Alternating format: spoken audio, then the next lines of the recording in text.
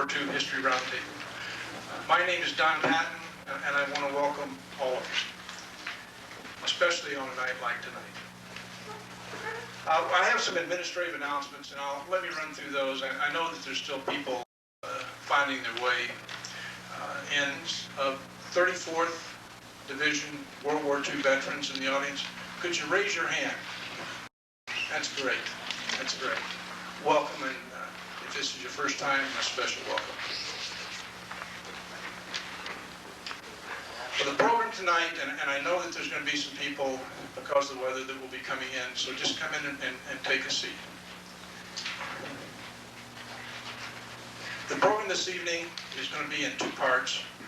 One is a historical overview of the 34th Division in North Africa and in Italy, or really the mobilization and through.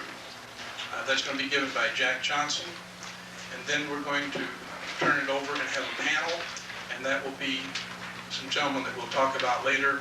The names you see up here, they've been on the program, and they will tell some of their memories, sad, happy, of their experiences in the 34th Division. Jack, why don't you come forward and let me help you get connected. Volume. You're all right? It's an honor for me to be here. In many ways, I think it's apropos that we have weather like this, because the 34th during World War II certainly experienced stuff like this quite a bit.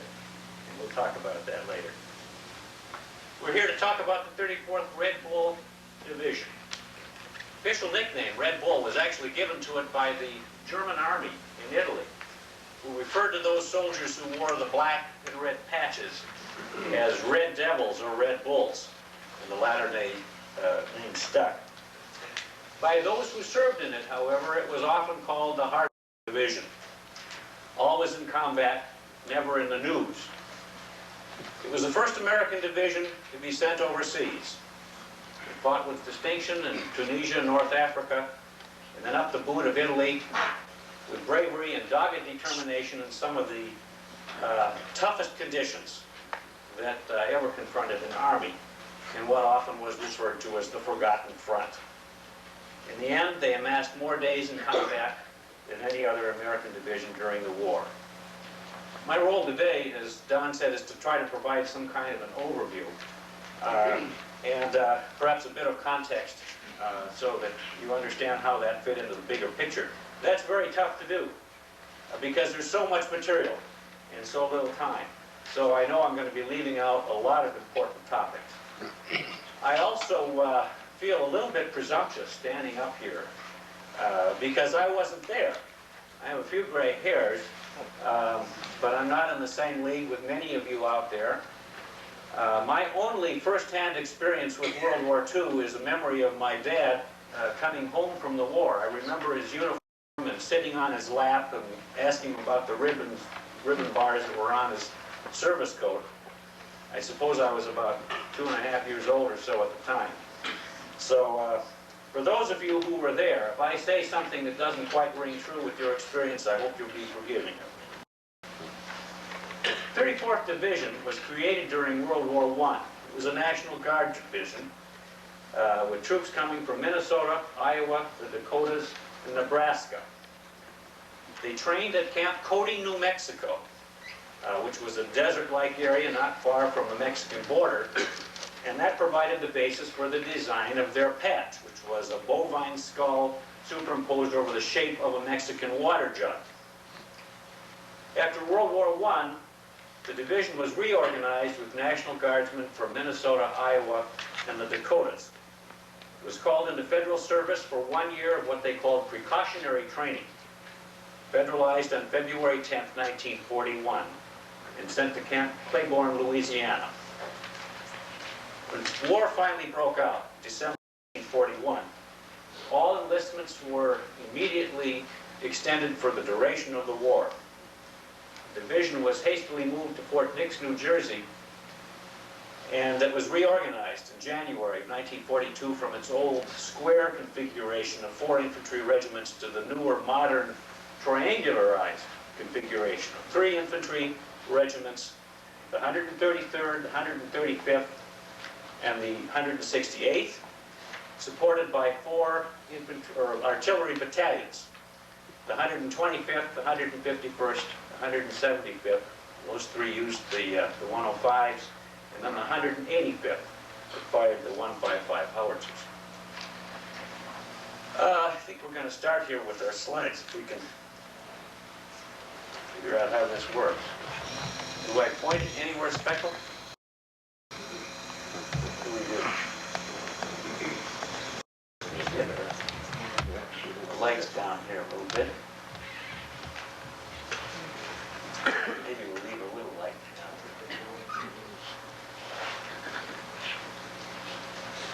As I said, the 31st was the first American division to be deployed overseas.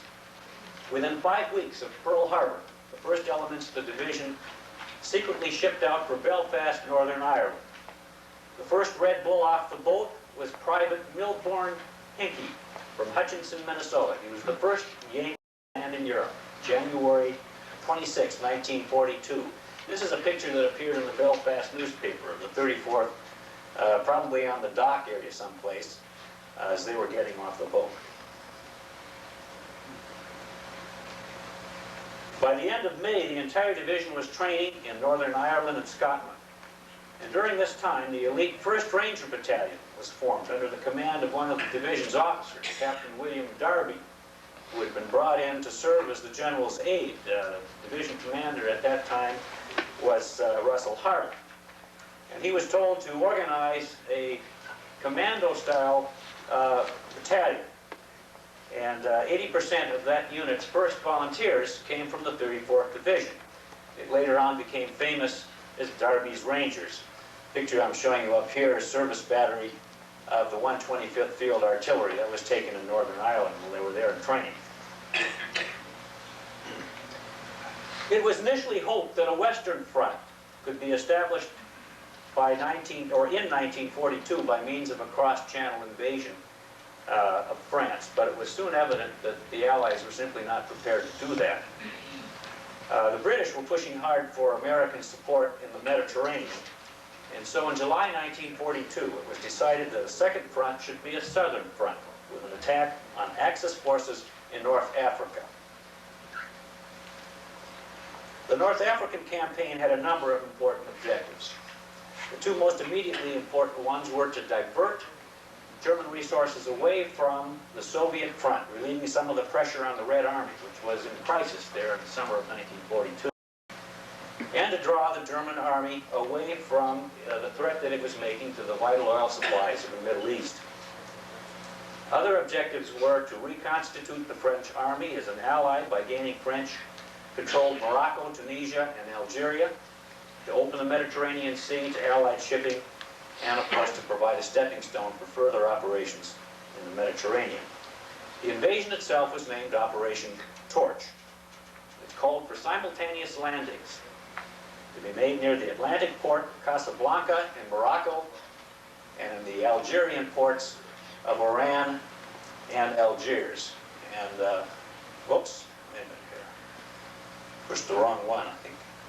Grab one of these little red things here.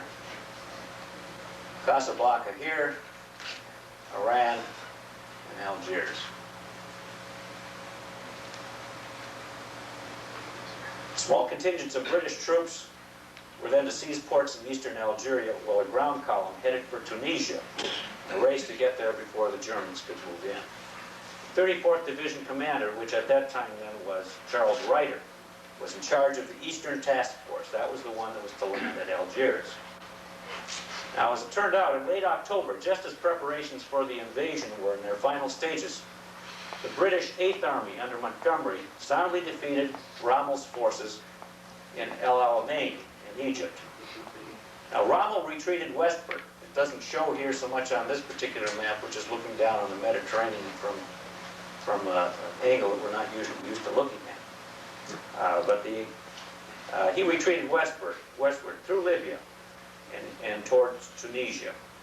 If Operation Torch and the subsequent sweep into Tunisia was fast enough, then Rommel's German and Italian army could be defeated with convergent attacks. That was the idea.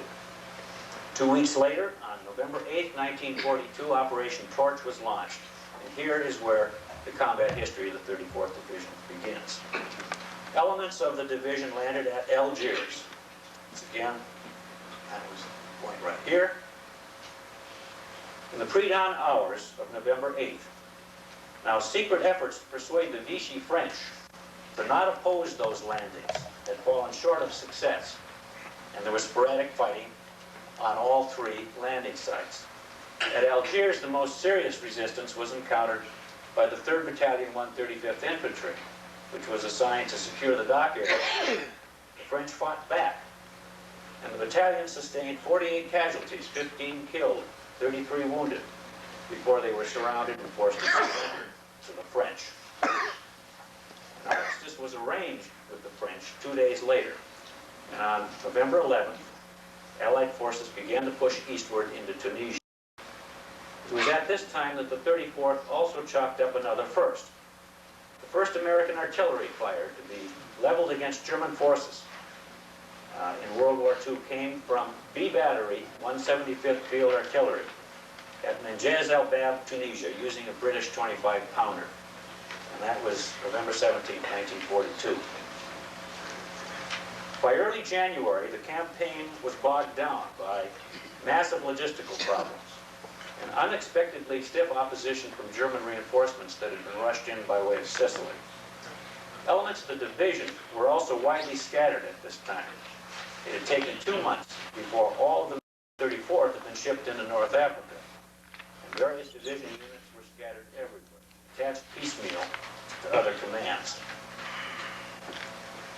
This is just a quick picture of what Christmas 1942 would have looked like to many of the men of the 34th.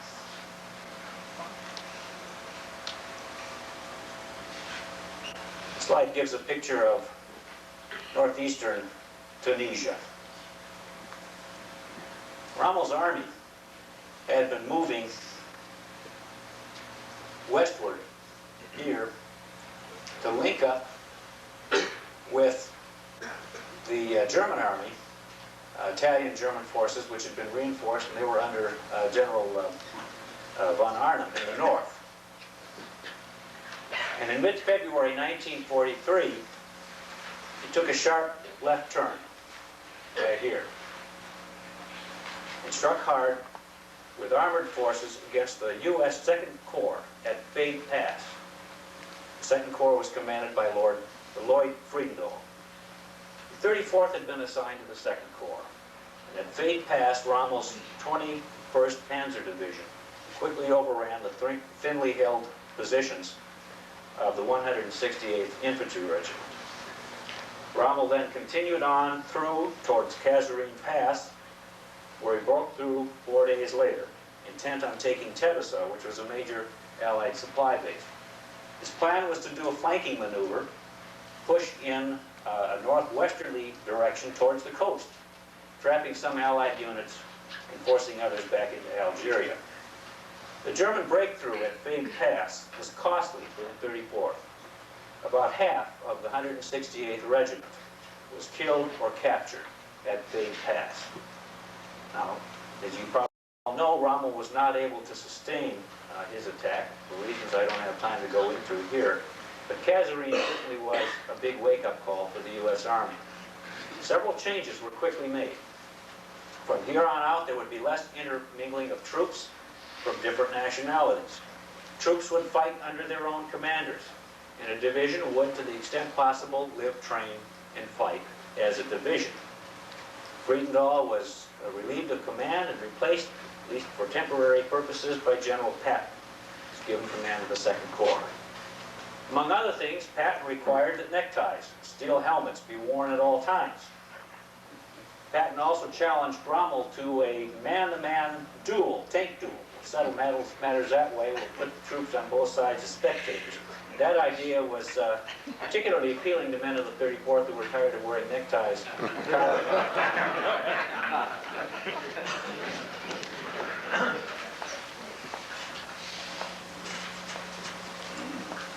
This shows the area around Fade Pass. Get an idea there of of what the terrain looked like.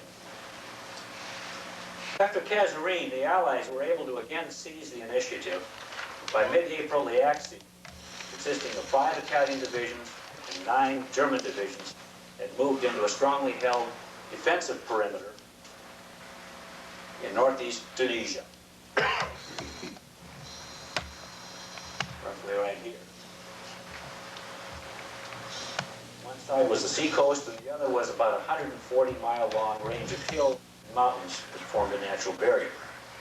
Our objective was to break through this barrier, to take the ports of Bizerte, Tunis. The process forced the surrender of enemy troops. Allied air forces had at this point essentially blocked all enemy transport into or out of Tunisia. So there was no chance for escape and no opportunity for resupply. Command of the 2nd Corps at this point had been passed on to Omar Bradley, and so Patton could prepare for the invasion of Sicily.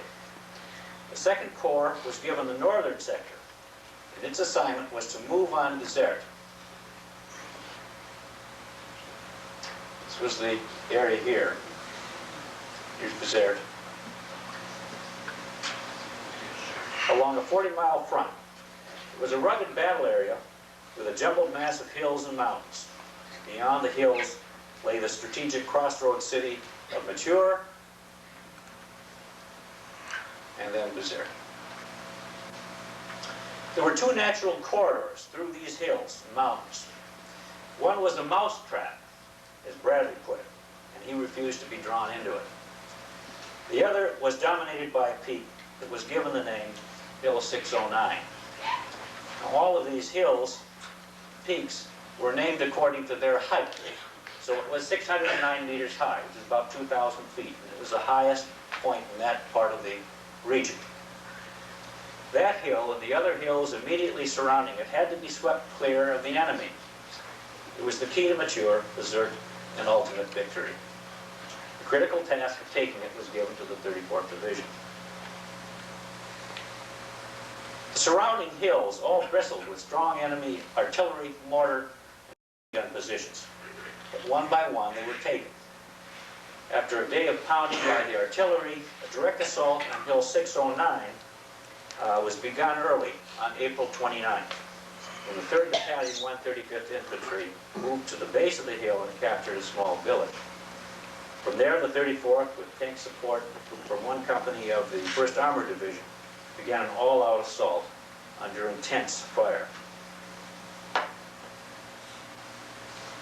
This shows it from the hill, or from the sky. You can see the city of Mature up there. After 2 days, the hill was finally taken. And with Hill 609 in American hands, the enemy defense line quickly collapsed. Mature fell, and then Bizerte and Tunis. And on May 15, 1943, the enemy surrendered, and the battle for North Africa was over. It had taken 6 months. 34th casualties in that campaign was 4,049, of which half were missing in action. Next came Italy. Sicily was the stepping stone. Now, the 34th did not take part in the Sicilian campaign, which was relatively short. The Allies pushed enemy forces out of Sicily in July and August, and the success of that prompted the Italian government to drop out of the war. The invasion of Italy began with the British 8th Army under Montgomery, followed a week later on September 9th by the U.S. 5th Army under Mark Clark at Salerno, about 25 miles south of Naples. You can see that there. It was hoped that our attack on Italy would persuade Germany to cut their losses in Italy and quickly retire to a defensive line somewhere in the north, perhaps along the foothills of the Alps. Unfortunately, it didn't turn out that way. The 34th was designated as a reserve force for the invasion, but its Field Artillery Battalion was temporarily detached to help the 36th Division establish a beachhead at Salerno. The Germans had launched a bewildering night counterattack on the beachhead just as the 151st was landing. The artillery men turned it back. The Chief of Staff for the 36th later commented, quote, "The beachhead would have been destroyed had it not been for the early arrival of the 151st.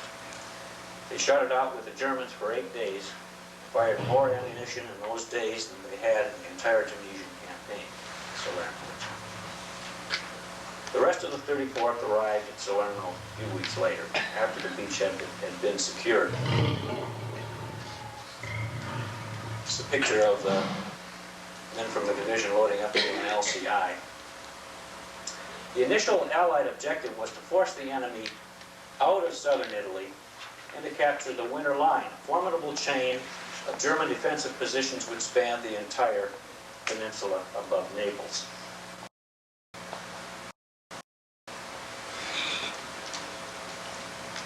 On the east, the British 8th Army moved more or less parallel to the American 5th Army, which was on the west. So the 8th Army came up this way, moving here, the 5th Army. This shows the position of that Winter Line.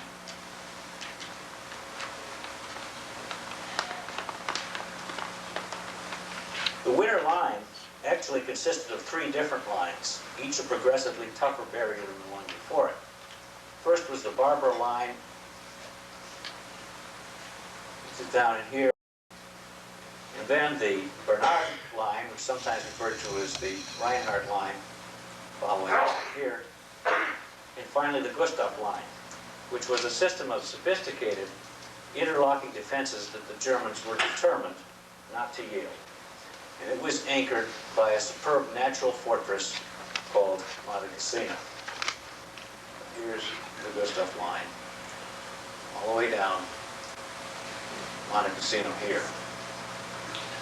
These defenses were made possible by the fact that there were so few well-defined corridors through which a motorized army could pass. There were only 2 roads between Naples and Rome. Both of them had been laid out on routes that the Roman Empire had built 2,000 years earlier. One was Highway 7, referred to in ancient times as the Appian Way. This one here followed along the coast. And the other was Highway 6. It threaded its way through the mountains. Now the virtue of Highway 6 to the Allies was that once it passed Cassino, it led into the Liri River Valley, here, which was thought of as the gateway to Rome, much easier way to enter in. And that's the route that was decided upon.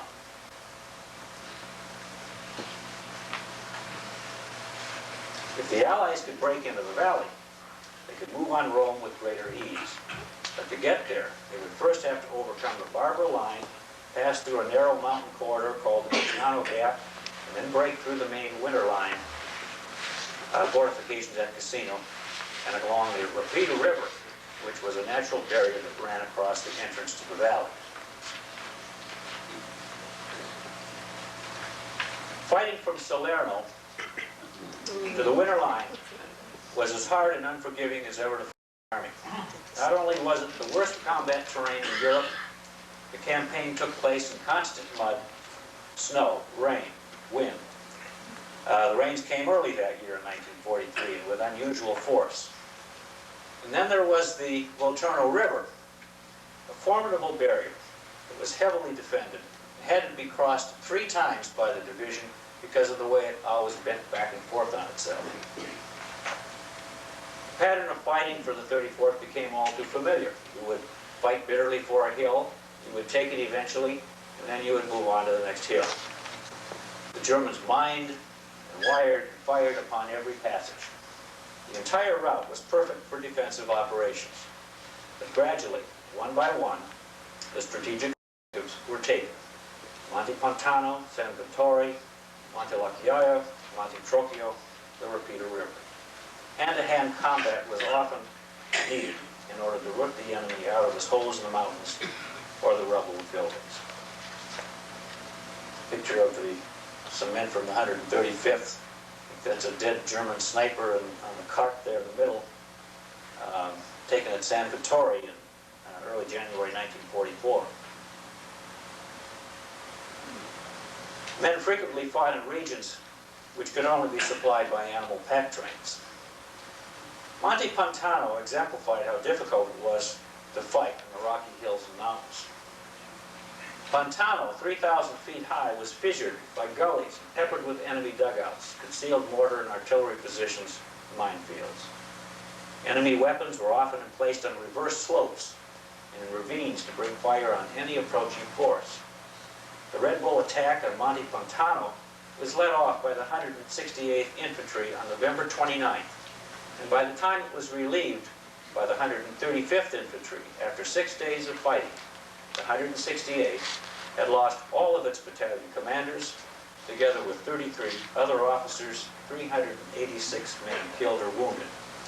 It had expended 6,800 rounds of 81mm mortar ammunition, 3,000 hand grenades, 7,500 artillery rounds, and 400,000 rounds of rifle and machine gun ammunition. And only one knob of Monte Pantano was in our possession. Now, this picture here is actually not Monte Pantano. I didn't have one.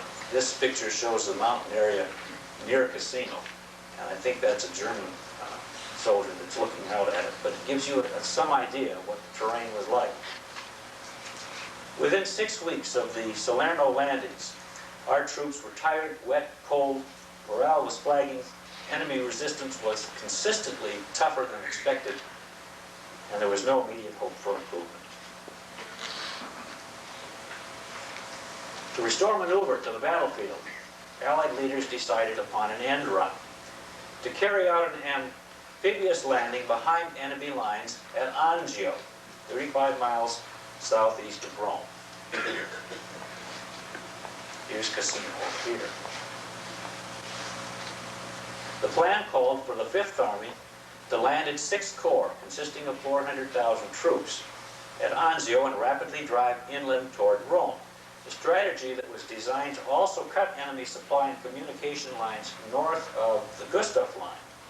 It could also force the enemy to turn some of its resources away from the Gustav line in order to contain the thrust at Anzio. But like so many in the Italian campaign, it didn't go as planned.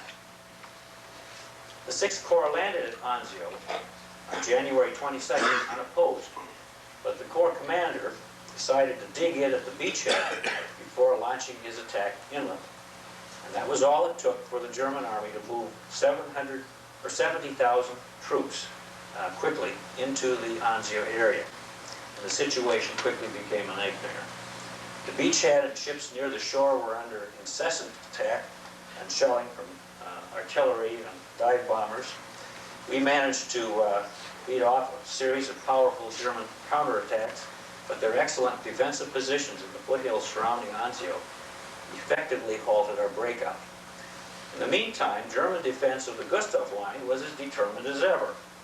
Anzio had not drawn enemy resources away from his defense of the line as we expected. Ironically, it now became imperative for the rest of the 5th Army to break through the Gustav line defenses so that it could draw the enemy away from the beleaguered Anzio beachhead.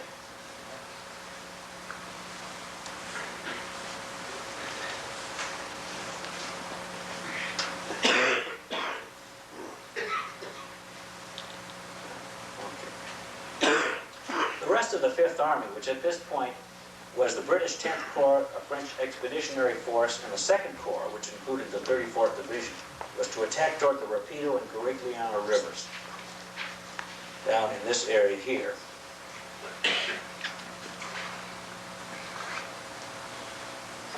They would then cross the rivers, take the high ground on both sides of the Liri Valley, and advance north to link up with the Anzio beachhead. The plan quickly bogged down, however.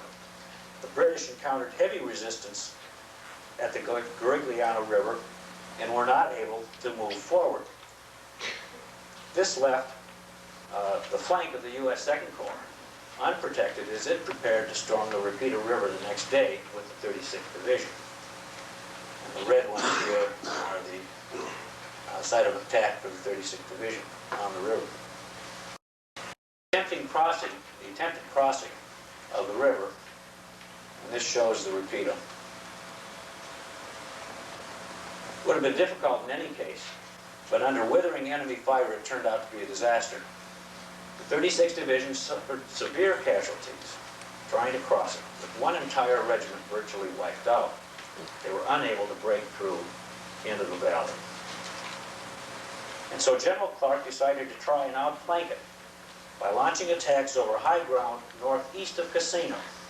The job went to the 34th Division, with aid from French troops and the one remaining regiment of the 36th Division. The division attacked the network of hills near Cassino. Maybe to give you some idea, here's the town of Cassino. Here's the abbey, which was up at the high point. And there were a network of hills in here. The division attacked the network of hills near Cassino and attempted to storm the abbey itself and stood on the summit. Over several days of fighting, the 34th was able to establish a foothill on the ridges behind the monastery and to entrench itself in the city of Cassino itself. But the Germans defied all attempts to wrest control of the city or other nearby positions. Stiff resistance was encountered at every turn. The fighting was close and intense, with every house and rock pile in contention. The 135th Regiment was this area up here, the 168th down here through the middle, and the 133rd was down in here into the town. In the town itself, artillery barrages had created piles of rubble that gave protection and hiding places for German troops who refused to withdraw or surrender. In a classic description of the fighting, Red Bull veterans still recall an official communique by one of their lieutenants who said, talking about the activity of the day, quote, "Today we captured 2 living rooms and a bedroom." Finally, after 4 weeks of constant fire, repeated counterattacks, and seemingly endless days and nights on the barren hills exposed to cold rain, wind, and snow, the depleted ranks of the 34th were exhausted. The battle came to an end for the 135th and the 168th Regiments on the night of February 14 and 15, when they were relieved by the 4th Indian Division. The 133rd Regiment was not able to be relieved until February 22nd, after the bombing of the Abbey. When the 34th was finally pulled out, many of our men had stuck it out for so long and suffered so much that they had to be lifted bodily from their foxholes and carried down the steep descents to the positions in the rear. Some historians contend that the assault on Cassino was ill-advised, that the eventual gains did not justify costs or the destruction of the Abbey, which was bombed into oblivion the day after the 135th and the 168th left the line. But that doesn't diminish Cassino as the battle of battles for the 34th Division. It symbolized a level of sacrifice, determination, and courage which is second to none in the war. Eventually, it took 5 divisions, the total destruction of the Abbey, the town, and the surrounding countryside, and 3.5 months of continuous battle to drive the Germans out of Cassino.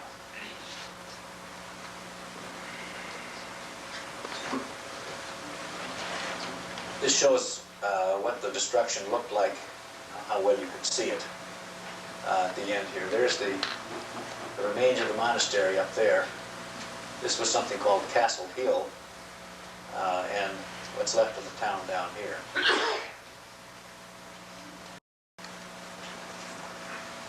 After Cassino, the division was sent for a short rest, and fresh replacement troops were brought in to replete the depleted ranks. And then in mid-March, it was sent to Anzio, where Allied forces were still stalled on the beachhead. The division's breakout finally came on May 23rd, followed by the drive on Rome. Men of the 135th Regiment, who were among the first to enter the city, they were attached with the 1st Armored Division, and they went in on June 4th, 1944.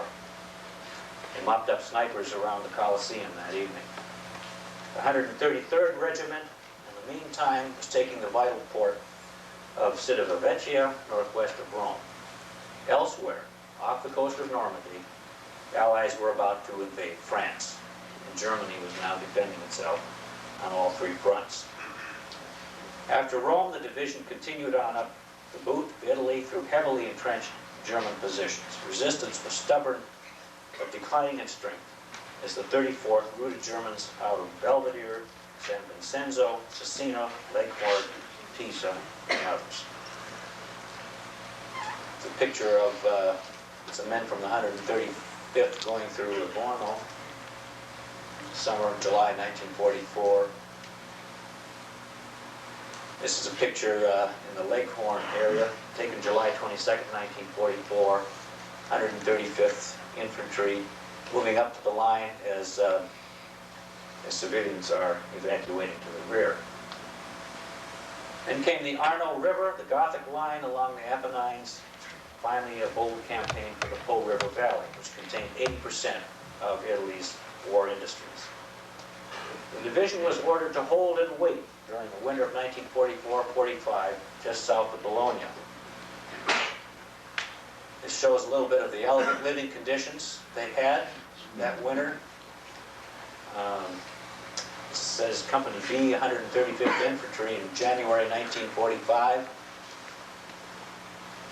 These are some men from the 135th watching the rising Adige River, wondering whether they need to pull up stakes or not. I don't know if they ultimately did. Taken in February 1945. The final offensive came in mid-April. The German defense wall caved in quickly and Bologna was taken. It's a picture of the victory celebration in Bologna. The 34th was the first division allowed to enter the city. After Bologna, the once powerful German army began to quickly disintegrate, and their retreat soon became a rout. On May 2nd, 1945, the remnants of the 75th German Corps surrendered 40,000 men to the Red Bulls near Milan. Ironically, the surrendered troops included the German 34th Infantry Division. The war in Europe came to an end a few days later, and with some Red Bulls positioned on the borders of France and Switzerland. This is a card that appeared in the Stars and Stripes magazine by Bill Malden towards the end of the war there. I don't know if it shows, but down on the bottom it says, the doc says it's nothing serious, just hardened arteries. It was a recognition of the length of time that the division had been in combat. After some rest, sightseeing, and occupation duty, the 34th sailed home in October. Its men were mustered out on November 3rd, 1945 at Camp Patrick Henry, Virginia. Of the several thousand Midwestern Guardsmen who left for Camp Playboy on a cold February day in 1941, and who had been among the first American troops to land in Europe, only a handful remained with the division at the end. Casualties, illness, transfers, and rotations out accounted for the rest. The division had completed a record that included 517 days of frontline combat in 5 major campaigns, more combat days than any other American division in any theater of the war, with some elements of the division credited with over 600 days of combat. Casualties included 3,737 killed, 14,165 wounded, 3,460 missing in action. They've given out 1,072 Silver Stars, 98 Distinguished Service Crosses, 11 Medals of Honor. In addition to the personal awards and decorations, the division earned 3 Presidential Unit Citations, 15 Unit Commendations, and 525 separate division citations. The 100th Nisi Infantry Battalion, which was composed of U.S. citizens of Japanese descent, had been attached to the 34th for most of the Italian campaign, became the most highly decorated battalion in the U.S. Army. This is a picture, by the way, of General Bolte. He was the division commander at the end of the war, Charles Bolte, pinning a Legion of Merit on Staff Sergeant John Colhane of Minneapolis, Company D of 2 of the 135 Infantry.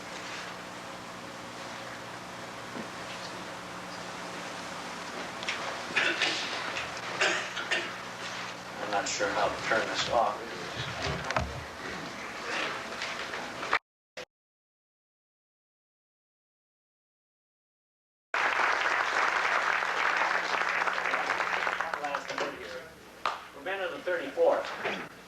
The hard-fought victory was bittersweet. Not only had they paid a very high price, but it was their unfortunate lot that once the Allies hit the beaches at Normandy, Italy really had become something of a forgotten front. The merits of the Italian campaign can always be debated, but I don't think anyone can fail to appreciate the dog faces of the 34th. May have been a hard-luck division, but their tenacity, bravery, and skill in the face of great hardships and dangers are something that all of us can be deeply proud of. Thanks very much. Representative of the history of the 34th tonight. Jackie did a wonderful job, and I really appreciate that. The thing I guess I would hope that the Minnesota Military Museum would continue to do is to collect these histories as we're trying to do tonight, and we will certainly contribute a tape of this, and there's probably 6,000 or 7,000 others that maybe need to be collected. As we do with each of our programs, we try to relive this with some of the personal memories of people that fought there. Our first speaker and I will introduce them, and then we will give them the floor. Major General Don Grant, who started as a first lieutenant in the 151st Artillery and ended up as the battalion commander of the 185th Artillery. Ray Schultz is the second on your right. Ray was in Company F, 134th Infantry out of Waseca, and became such a veteran that they recycled him into Company A of the 135th, but the 135th wouldn't let him go. Archie Shrewsbury was a private, later buck sergeant in the 151st, and of course many of you may have known him over at the University of Minnesota ROTC department. Norbert McCrady was in Company F of the 134th and was a scout in the 2nd Battalion. And General Jack Vessey, who must have had every rank in the military, was a first sergeant in the Division Artillery for the 134th. So those are our group of speakers. One of the things I would like to say, and I think it really talks about the leadership that must have been in the 34th. When we first started assembling the program, we ended up with a lot of artillery guys. And General Grant said, "I'm not going to be on the program if you don't have some dog faces." General Grant. Me? You. A lot of my thunder is gone. I had some real key points, and they were well covered. So I'm just going to trace from induction until we came home. We stayed at the Armory in Minneapolis, 151st. Can you hear me? No. Sounds to me like I can't. Well, I project it. There you go. All right. We were called in on February 10th and stayed in the Armory for about 2 weeks. I was put in a relatively junior first lieutenant, put in command of a battalion of artillery trucks to take them down to Claiborne. And it was an interesting ride. We didn't have any problem. We were lost most of the time. At least when we got to Kansas City, we were to park our trucks in the basement of their convention center. Well, the police met us at the boundary of the town and said, "Follow me," and they took off at 50 miles an hour. Well, we were still looking for trucks at midnight. This was 5 o'clock. We had trucks roaming all over. We did get them all back and proceeded to the rest of the trip without any difficulty. But when we got to Claiborne, I don't know how many of you can remember, but it was mud. We talked about mud in Italy and so forth. there was mud. We drove a truck into the battery street, and it just gently settled down. So I was riding on the truck body, had to apron back out. But the artillery had to have service practice, and when we went out in the field, in order to get the guns and trucks into position, we had to build a corduroy road, which was something new because we weren't engineers. But it was, the first few months were spent sending people to school. I'm sure that happened in the infantry. I can only look through my novel, which is an artillery novel. But we sent people as fast as we could to the service schools. And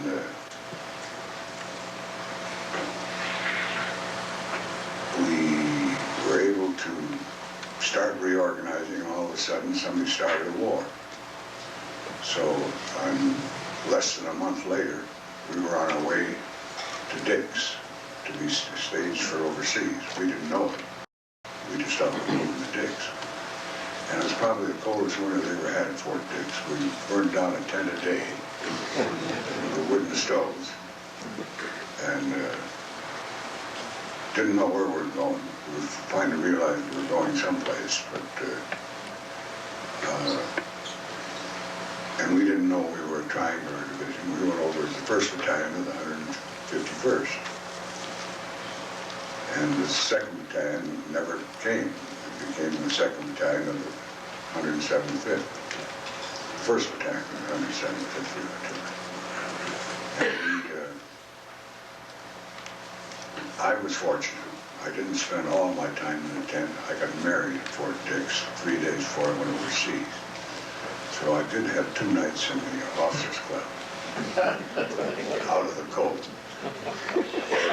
And we arrived in Ireland after, when we left, you wouldn't believe the convoy we had. We had 2 ships, and a battleship, a cruiser, and I don't know how many, what's the little? Destroyers. Destroyers. They had us bundled up. And when we got opposite of Iceland, the other ship took off. And we got up in the morning and there wasn't a ship in the whole sea except ours. Looked out the window and finally somebody, Gene Serdick and I were looking, what's that over there? It looked like a piece of rubbish in the water. And it was a Corvette, which is a British equivalent of destroyers. And they, British took over. That was their protection, 2 Corvettes. But we made it and landed in Ireland, and they gave us a sandwich and put us on a train, and we went to Ballymena, a little town on Loch Foyle, near Liverpool. And the Irish people thought we were the silent army. We had rubber heels. And I don't know if you remember the British boots, but when they stamped, boys, we did in South Dakota. And but we were, the whole battalion of us walking along, and they didn't even hear us. They had their lights out and were watching us pretty carefully. We were then issued the 25-pounder. The 25-pounder was developed because it had 360-degree traverse. We didn't, and the British developed it after their fiasco trying to get being surrounded by tanks. And we could only take them in a fan about like that. So we were issued 25-pounders and trained with them for the whole time we were there. We went up in the Sparrow Mountains and had service practice, and then we went to Hawks Park Point and had a tank practice. And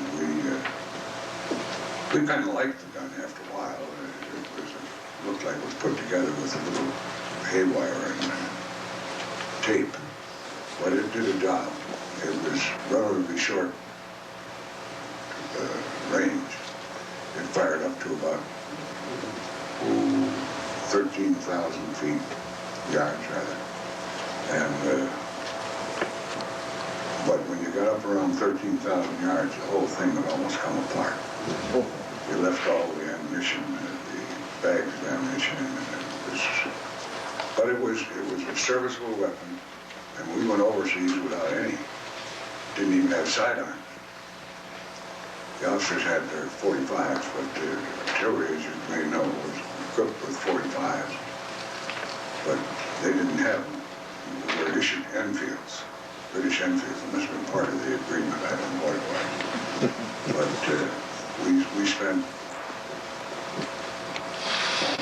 I'd say, 8-9 months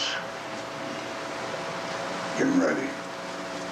And about in the middle, you heard him mention Bill Darby. He was a colonel, not a captain. And he was organizing the Rangers, and we had, I don't know how many volunteers, but we had a number of volunteers. Matter of fact, I put my hand up, and the colonel said, "Put your hand down." So I thank my lucky for that. One of the chores we had was censoring mail. You didn't like to have the mail censored. We didn't like to do it. We had to do it anyway. And while we were at Dick's, I had a soldier named Samson P. Winston. And he sent a postcard. And I can remember it as if it were yesterday. It said, it was addressed to William Warbonnet, Red Scaffold, South Dakota. And then in the legend, it started out How. At the bottom is signed Sam, and then a gibberish, just nothing. So I called Sam in and said, I can't read this, Sam, what does it say? He said, never mind. Tore it up in little pieces and laid it on the counter. What he had done, he'd spent about 3.5 hours with this English to Sioux dictionary. And it was phonetic only. They never had a written language. And apparently it said something, but he didn't get any place with it anyway. He didn't go to poor William Warbonnet.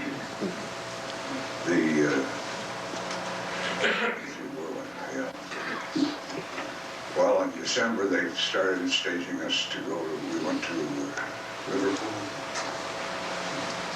And staged to go to Africa on Her Majesty's ship, His Majesty's ship, the Empress of Australia, which was a ship that the Kaiser had built to take him around the world after he conquered. But they never took anybody anyplace after we went to Africa in it because we were rammed. Took a piece that you could drive a Jeep through 20 feet above the water line and 20 feet below. The convoy commander, whoever it was, had been misunderstood. So this guy was over on our side. We turned this way and he turned that way. The last I heard, it was still there in 1945 in Iran. We were at least not terrorized, but we were uncomfortable. They looked for a place to beach it so it wouldn't sink out in the Mediterranean. And it was all mines, so they just went through, about like that. We went into combat. Now, my dates are not the same as the ones some of you heard. But we first saw our first crowd on February 16th, which was my birthday, my 30th birthday. And we fired at them all day and retreated all night. We fired all day for 3 days. And General Ryder said, this is where we stopped. That was Sabilo. And we were there for 30 days, I think, about that, without a bath. Outside of a helmet bath. And on British rations. Has anybody ever had British rations? there's somebody back there. Well, British rations consisted mainly of mutton and Brussels sprouts. I can't look a sheep in the face.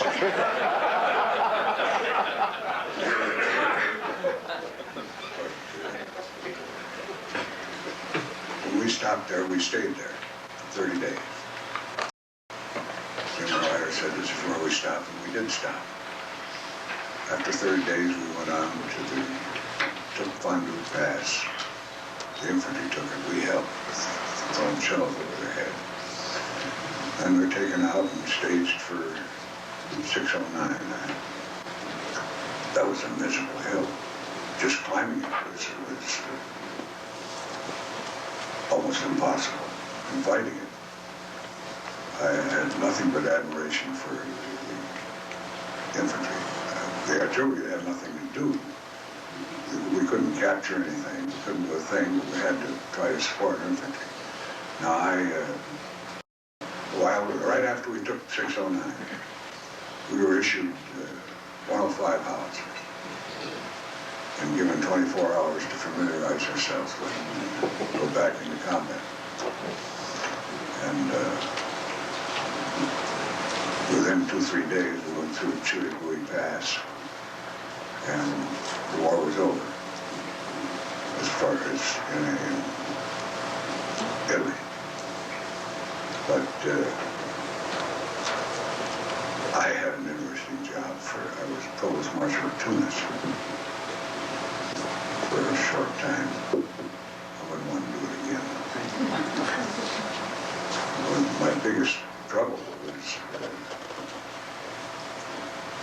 soldiers throwing hand grenades in the Bay of Tunis and getting fish. And I had to appear before the bay or the day, I don't know what I get confused with B-Y and D-Y. Both of them are officials in the government. But he made it known in certain terms that it stopped. Oh, after a while, we went back to Oran, staged for landing at Salerno. Well, the 151st, as was mentioned, saved the beachhead. And when we arrived, we landed at Salerno, and I got my most serious wound. I was eating cornflakes and sugar and milk, and he rode in on it. And he kicked me 3 times before I could spit him out.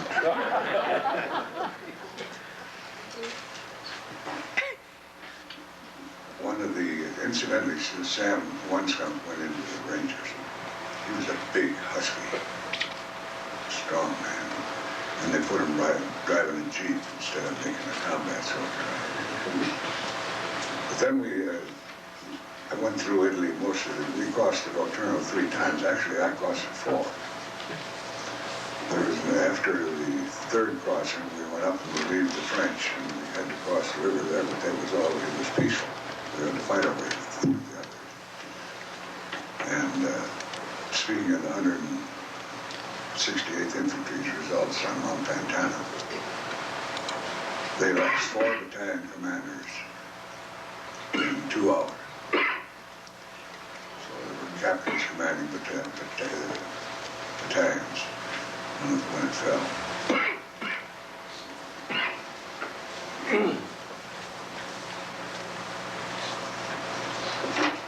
And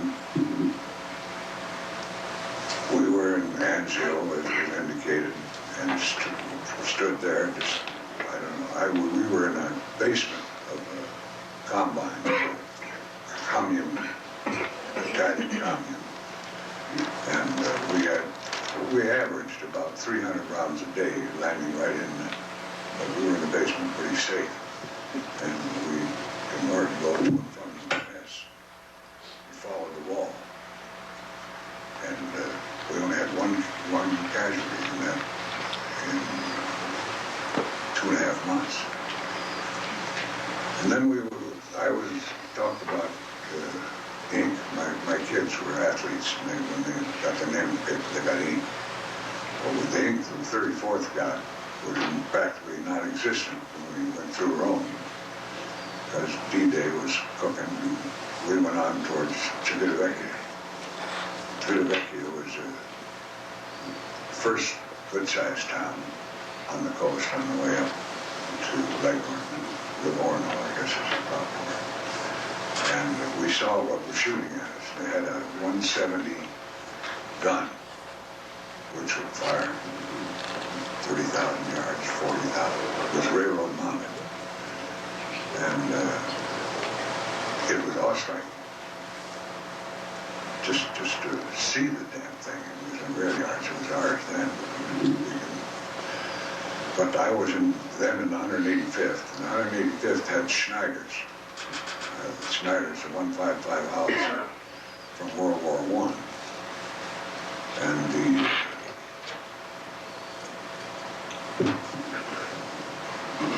they were smoothbores. We were afraid to ram them when we put the shell in and seat it. If you hit it too hard, we were afraid it'd spit out the end because we worn the ends out. And then we were in a position, once we were back in the line, where we had lots of ammunition for Schneiders, and we had M1s. There was no firing table for it, so we had to produce our own firing table. We put 2 observers, fired. Where it hit the water was the new firing information we needed to fire the gun. Well, I was saved the problems of it. I designed it, and then I went home for 30 days of recuperation rehabilitation. Good time. When I got back, they were north of Florence, and stayed that winter and the spring. We burst into Florence, but I disagreed with my previous. We were held outside of Bologna, and some other outfit, I think it was British, were first in. And so we went up the Fall River Valley rather rapidly, and you can't imagine some of the poor equipment that those guys, those Germans, did with such skill. They even had horse-drawn artillery. And I joined the horse artillery in 1928, and we didn't have any horses after 31. But it was an interesting ride, and I'm like an old soldier friend of mine says, World War I or World War II were passed by my house, and I was sitting on the porch. I wouldn't turn my head to look at it, but I wouldn't take $1 million from my experience in it. Thank you. Thank you very much.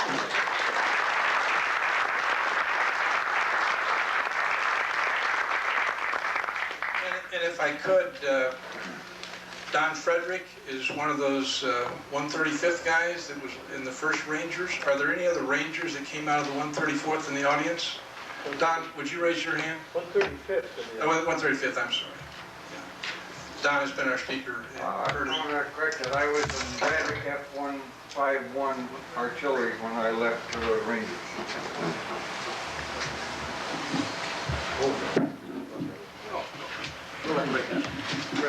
It's a pretty tough act. Pretty tough act to follow here. Sounds like all you had was fun all the way through.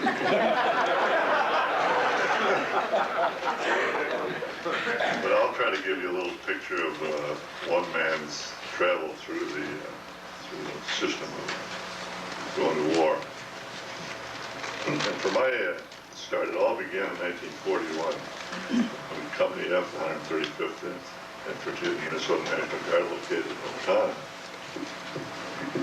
was in the process of soliciting recruits for 1-year enlistments.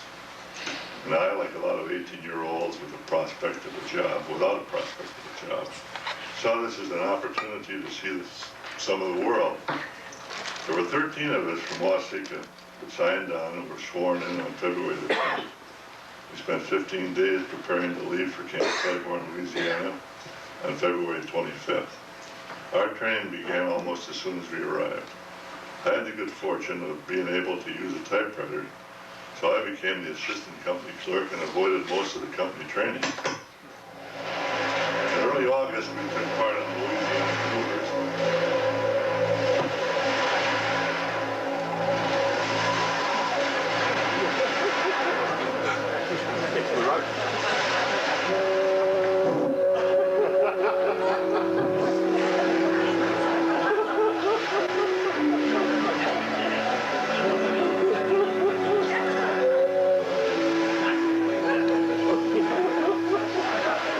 Now you know what World War II was.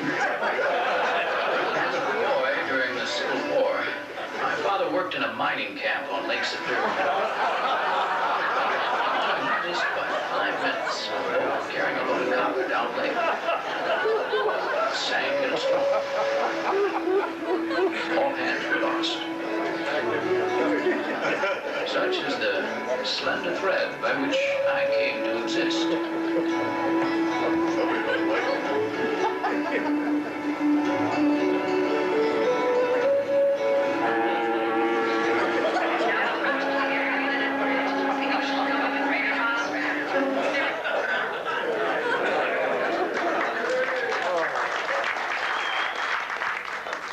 I'm not going to start over on this.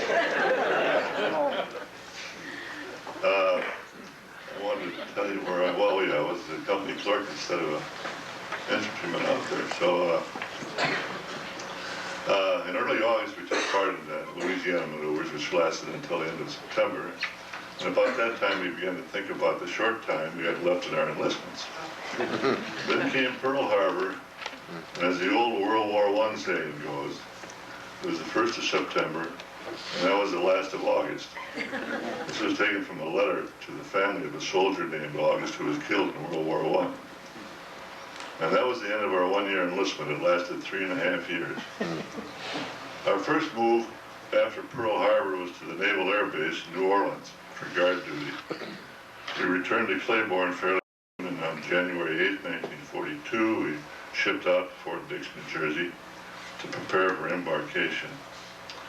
On April 30th, 1942, we boarded the passenger liner Aquitania and arrived in Northern Ireland on May the 11th, 1942.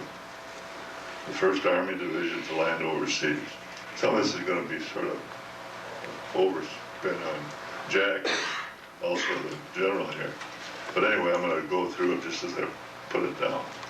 Shortly after arrival in Ireland, I was elevated, or shanghaied, take your pick, from my position as assistant company clerk to assistant squad leader in the 3rd Platoon. PFC to corporal. I thought I had the world by the tail about that time. All of our time in Ireland was pretty intense combat training. F Company was housed for a time on the 2nd floor of the courthouse in Omaha. A couple of years ago, Connie and I were fortunate enough to locate 2 residents of Omaha who remembered the day that F Company arrived in their town. The regiment's first mission fell on the shoulders of our 3rd Battalion. This was covered by Jack. They were placed on detached service in October 42, trained for combat landing in Algiers. The landing took place on November 8th and ended almost the same day with major casualties, 15 killed and 33 wounded. Our 1st and 2nd Battalion went to Liverpool, England, and embarked for North Africa. Christmas, this is something about the general here. Our Christmas dinner was highlighted by a main course of a pork chop 1/3 of an inch thick, floating in a tin pan of greasy water. That was a Navy mess hall. We arrived in Algeria near Oran on the 1st of January 1943, and by January the 11th, the regiment was all together in the vicinity of Clemson. We resumed training, moved on to Maktar, Tunisia, and the rest of February was relatively uneventful until February the 26th, 26 and 27. Our 3rd Platoon was assigned to support a reconnaissance mission at a place called Kef El Amar. This turned out to be a major incident, our first taste of the real thing. With 16 Purple Hearts, 4 killed in action and 2 captured. 4 of us missed the truck sent to pick us up.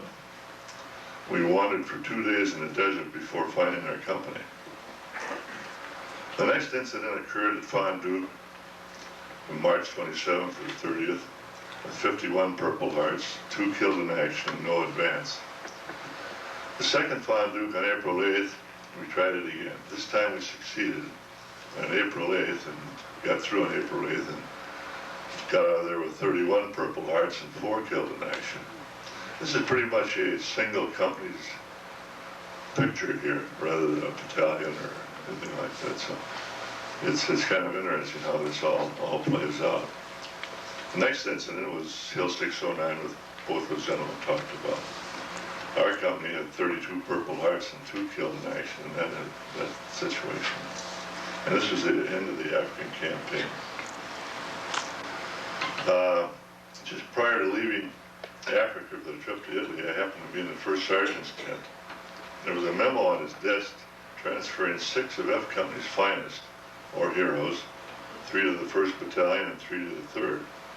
My name was first on the list and I landed in A Company. We left for Italy on September 15th, landed at the Gulf of Salerno. And while in A Company of the 1st Battalion, we were engaged in battles at Salerno. 8 Purple Hearts, 1 killed. Mount Oliveto, 3 Purple Hearts. Mount Trocchio, 17 Purple Hearts and 3 in action. San Angelo, 20 Purple Hearts, 1 killed in action. Monte Cassino, 21 Purple Hearts, 3 killed in action. Anzio, 63 Purple Hearts and 2 killed in action. And Rosignano, 33 Purple Hearts and 3 killed in action. These are a sample of the battalion's activity with our particular company, so it gives you some kind of an idea of what's going on. I was wounded at Monte Cassino. In February, Earth returned to duty with A Company at Anzio. On May the 23rd, the breakout from Anzio began and was completed on 26th of May. On May 27th, the 100th Battalion joined this regiment. This was a battalion of Nisis from Hawaii. On May the 31st, the regiment continued to attack, and on June 5th, entered Rome. The regiment continued north, although the pace was slow because of the mountainous terrain and periodic clashes with the enemy.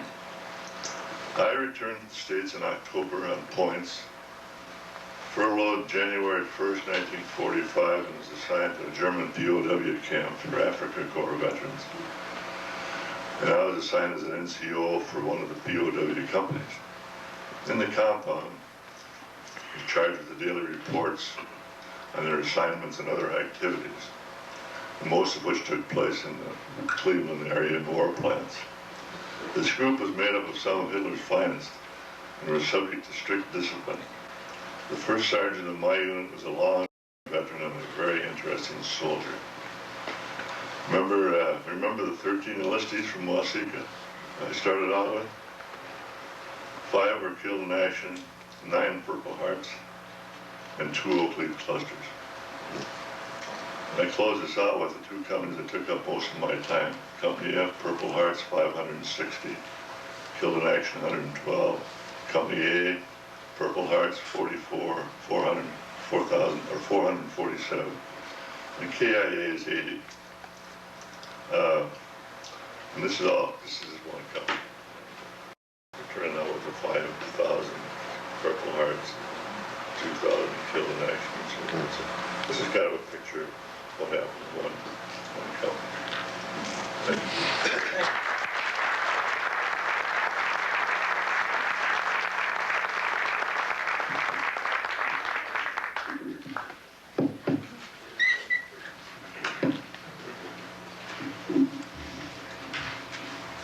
I'd like to reminisce with you folks a little bit about what it feels like to come out of civilian life and into the military when you're so damn dumb that you don't know that you are not supposed to salute a corporal.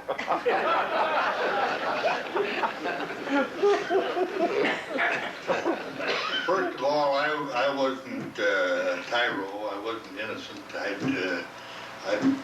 was a member of the Depression generation, so I knew what hard times were. I'd bummed around a little. I'd toured the South Side Door Pullman. worked as a carny. I'd committed marriage and divorce. And I'd worked in the harvest, harvesting Elsack clover up in Couchiching County, way up on the Canadian border. And so getting into the Army, I should have been able to not be surprised. However, with all of that background, I was still totally unprepared for what I was going to encounter when I joined the Guard. Ed Horning and I joined the Guard together, talked into it by Joe Polivchak, a kid in our neighborhood, who was a sergeant in E Battery. And Ed was able to get in right away. This was in the fall of 1940 when they'd been alerted that they were going to be federalized. One of the older guys dropped out and Ed got in. But I had to wait about 6 weeks before there was an opening where I could get in. When I finally made it, I said to Joe, as we were riding home on the Granite Monroe streetcar, "Well, Joe, I finally made it. Now I can go south with you guys." He said, "Cut out that Joe shit, Shrewsbury. My name is Sergeant Polivchak, and don't you forget it."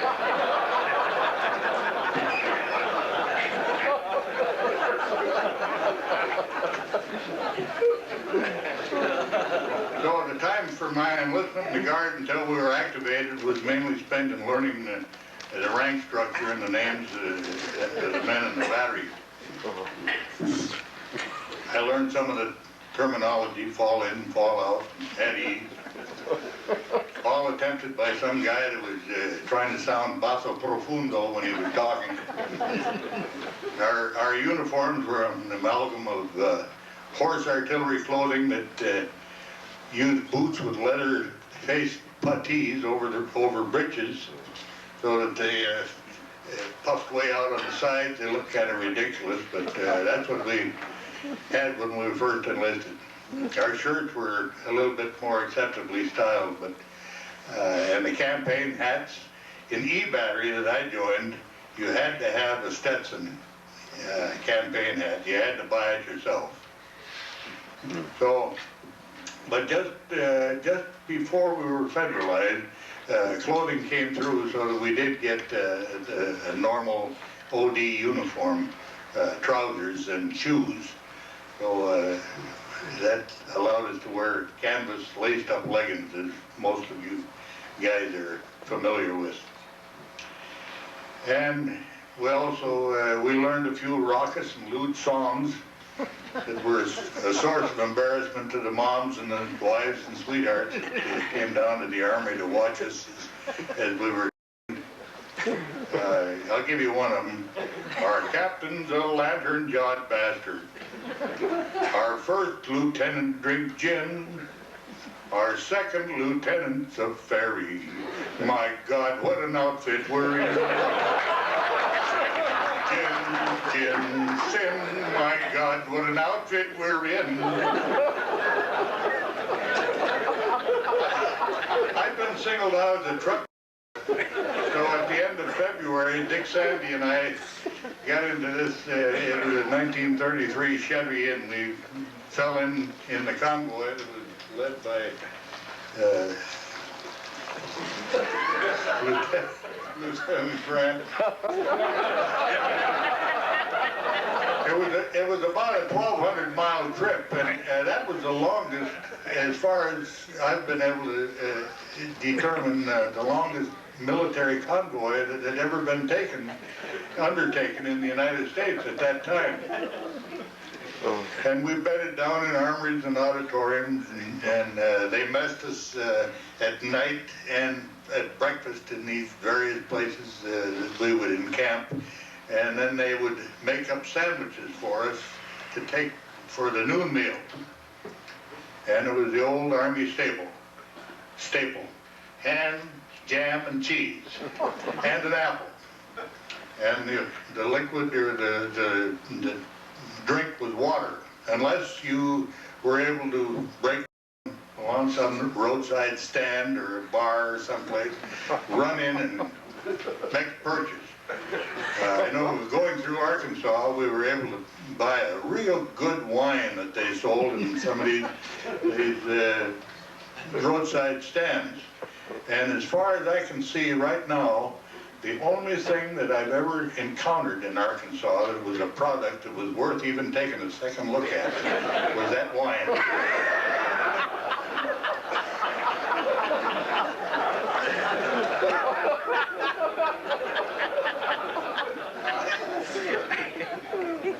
The arrival of the convoy at Claiborne was less than auspicious.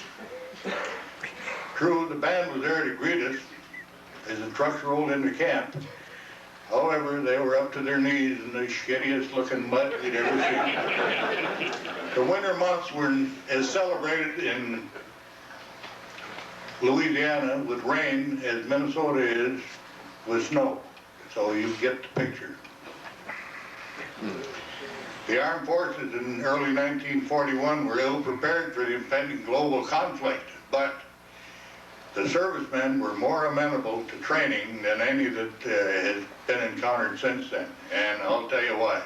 First, we'd emerged from the longest depression that the nation had ever suffered.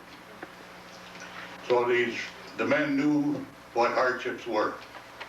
Additionally, there were a high percentage of farm-raised men who came to us initially in 34th Division from the Dakotas, Montana, some of them was Wisconsin, and the rest of them from Minnesota. They were tough, they knew how to work. And additionally to that, we had an officer corps whose members had been schooled in World War I, many of them, and they had been victorious in fighting the Kaiser and his army. So we had good leadership. Now, when we were in Claiborne, the work began. How do you shape a bunch of guys of divergent backgrounds into a cohesive fighting force? A training schedule was established and followed as closely as possible considering the conditions. If you recall, KP was one of the more onerous tasks. It started at 3 o'clock in the morning because we had wood-burning stoves, or I should say fire-burning stoves. It was started with wood and finished off with coal. And that was the job for the KPs to get those fires started. And you had 3 stoves and a water heater that had to be kindled and lit, and the coal was added, and bins were refilled, and the grease pits were cleaned, and the pots were washed, and the vegetables peeled and cleaned, and the food served, and the floors swept and mopped, and tables were scrubbed. All of those tasks were completed about an hour after the last meal. And due to an altercation, I'm sure it shocked you to be able to realize that I'd have an altercation, but due to the altercation, I managed to get transferred to service battery out of E battery. A newly formed concept that was part of the triangular division concept. That is, when we were federalized, there was no service battery. There was a headquarters and service company, or a battery, and then it was split up to where the service battery was a separate unit within the battalion. So that's how I got into the service battery. Service battery covered the handling of food, clothing, ammunition, tendage, bedding, tools, and preservatives, oils, and lubricants. We were woefully under strength until we received our first draftees in late April. We were fortunate that our new men were from small towns and farms in Minnesota, the Dakotas, and Montana. Our training schedule needed severe adjustment. Service battery worked continuously for 90 days. The whole camp was a sea of mud, and valuable time was needed for ditching and draining. Then hauling gravel and crushed seashells to cover the drained land. Boardwalks had to be built and installed in the battery street, leading to our pyramidal tent billets. All of this was in addition to KP, guard duty, latrine orderly, battalion runner, and the need to follow the training schedule, a portion of which was commander's time that was spent giving information on current news and events, because there was very few radios in the outfit and very little time for anyone to listen to it.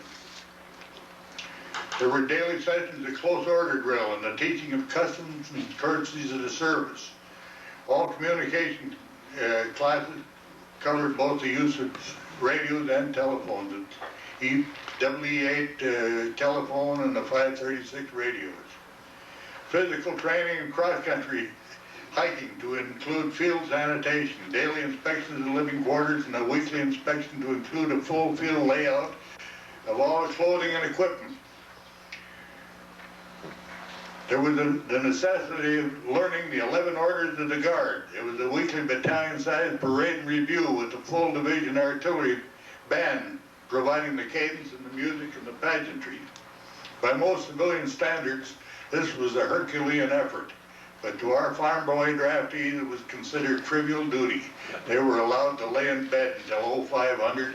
The daily schedule ended with the retreat formation a little after 1700 hours. Their only distress was the knowledge that they were sorely needed at home. The decision finally came to allow some respite in the daily grind, and we were trucked up to Shreveport.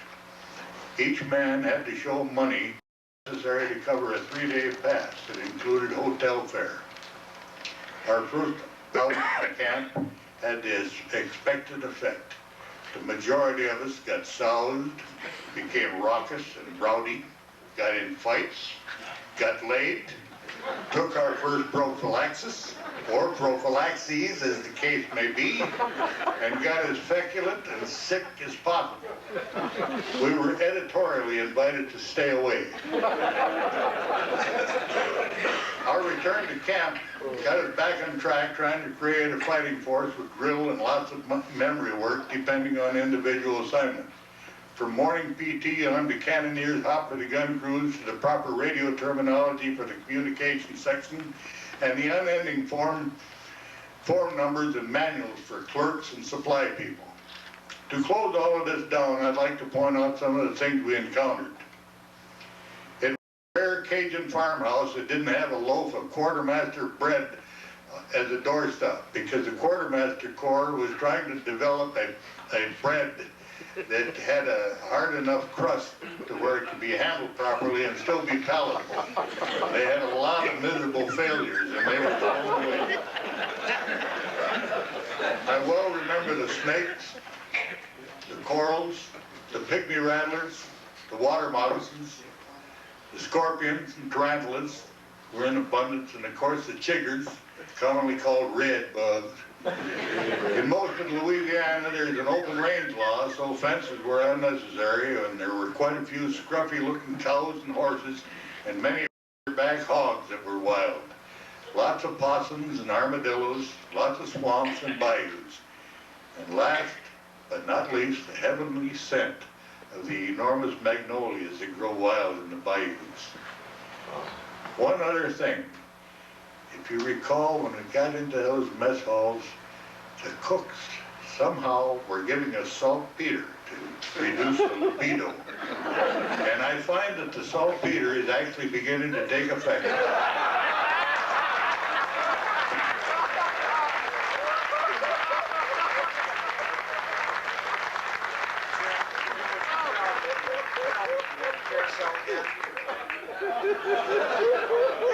If I can add this, this is a picture that Archie shared with us.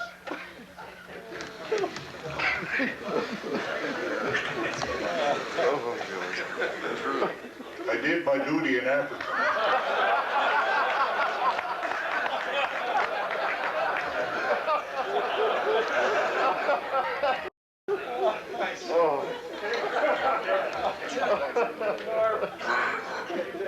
All right. By comparison, mine's going to be a very serious presentation. I do want to start out by humming a little song that some of you in the audience will probably remember the tune to a little ditty that we used to sing in the 135. It's going like...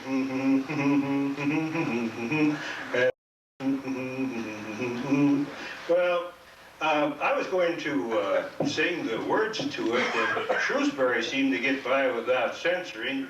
they wanted to see mine in advance because he looks much more reserved than I do. And so they were sure that he wouldn't use any vulgarity. They censored mine and re-edited it, and only the words have been changed to protect the innocent.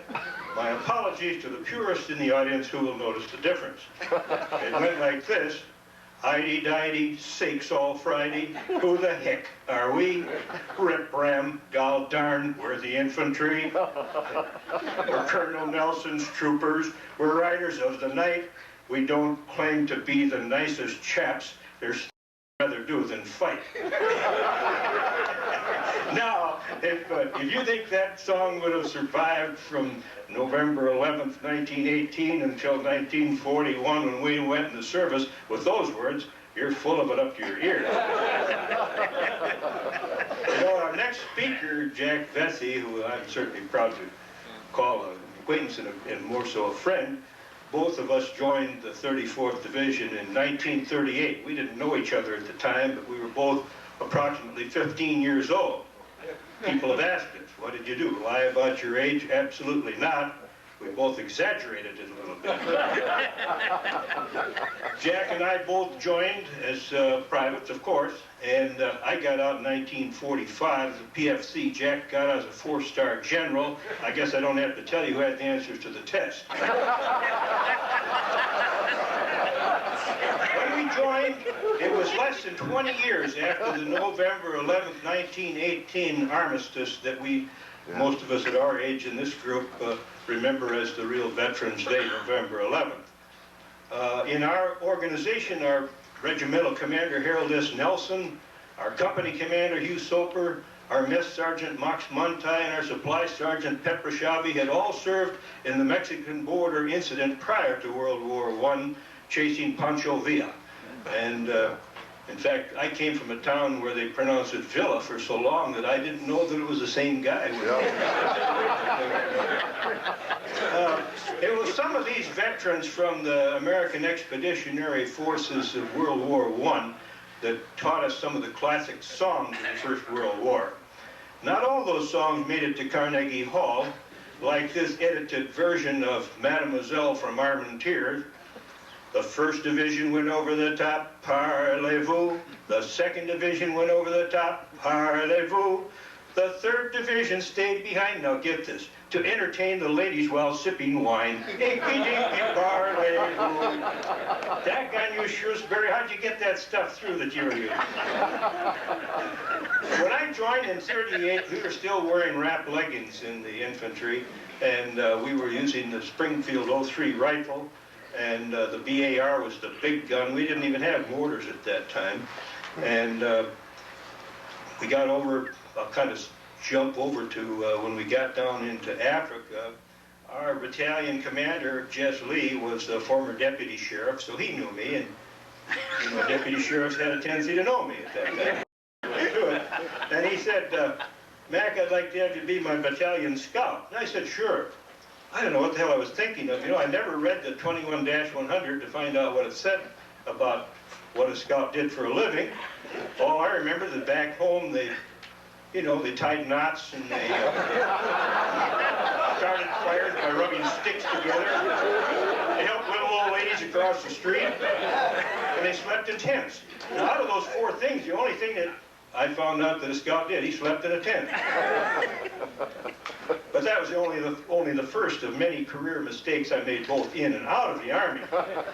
I marched in the victory parade in Tunis, which was pretty exciting, I suppose, especially for those on the reviewing, which consisted of, I think, you know, I don't remember all of them, but I think they said Churchill and Eisenhower and Montgomery and Hall and Sir Harold Alexander and I don't know who all, but it was an impressive array. As I walked by, I nodded at them just to show them that I did appreciate them being there.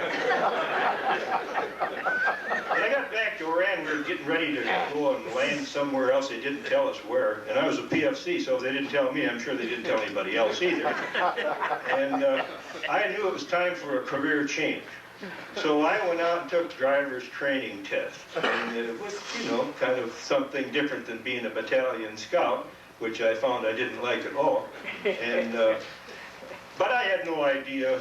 The company commander asked me if I'd be a driver after I passed my exam, and I had no idea what a company commander's driver did for a living, so I said, sure.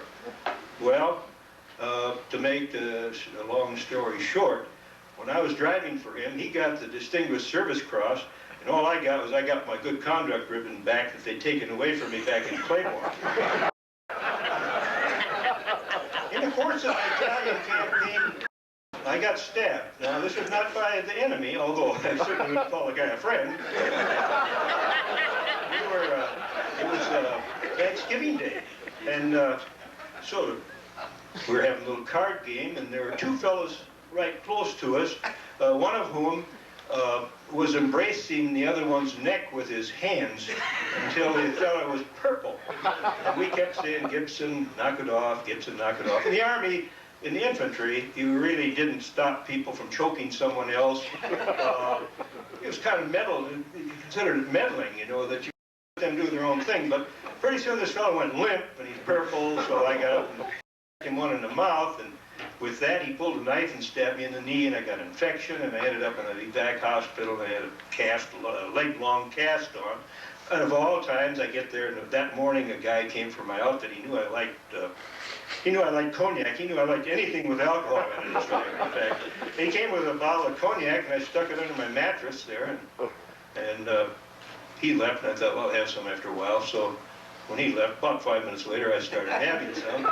And then Leo DeRocher came with some ball players. And, you know, that's pretty exciting. In our hometown down in Owatonna, you were lucky to see the people from Faribault. So here's Leo DeRocher and these ball players, and we're pretty excited. We're all, so by then I'm hitting a few more cognac, and Leo comes around. He shook my hand. Naturally, he'd want to see me. And we visited a little bit, and he said, are you coming over to the thing tonight? And I said, well, I can't. They had little catwalks about this wide, and the mud was about this deep right alongside of them, and I'm on crutches. You can't get crutches on a catwalk that wide, you know. So I kind of feeling sorry for myself. I had quite a bit of cognac, and in fact, the bottle started showing signs of being half empty rather than half full. And about that time, I thought, you know, those crutches probably would work on that doggone thing. I tried it real hard and was careful. I went out and tried it, and I fell flat on my face in the mud. Fortunately, some guy came along, because with a full leg cast, you can't really do much bouncing out of the mud, you know. And this guy came along, a big, hulking fellow, and he said, what's the matter, soldier? He said, did you fall down? I said, no, damn it, I sleep here, fellow. So he picked me up, and he hauled me back into the tent. He asked me what tent I was in, and all I remembered was it was a canvas one. And we went back in there, and they started scrubbing me up, and they had nurses coming, and they're getting me all cleaned up. With that, the guy took off his raincoat. It turned out he was a major. And I tried to apologize, and he said, no, it's really a kind of a stupid question to ask you.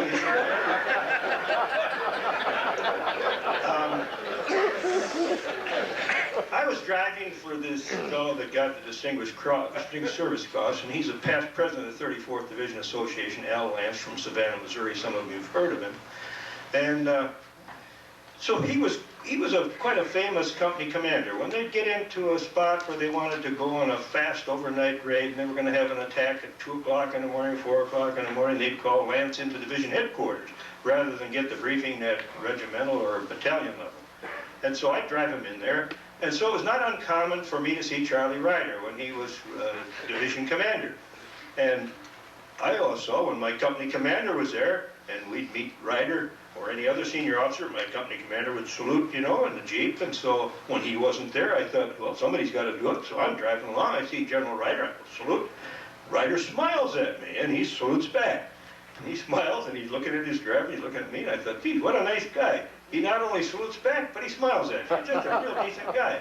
This happened on at least a dozen occasions, until one time I was talking to someone, and I was telling him, what a nice guy he is. He salutes back. And he said, you dummy, the driver doesn't salute when the general does it. Well, anyhow, Charlie kept on every time I'd see him. One time my attention was diverted, and I'm driving along, and I look back, and here comes the general's car, and the general's saluting me before I even saluted him. He knew who it was.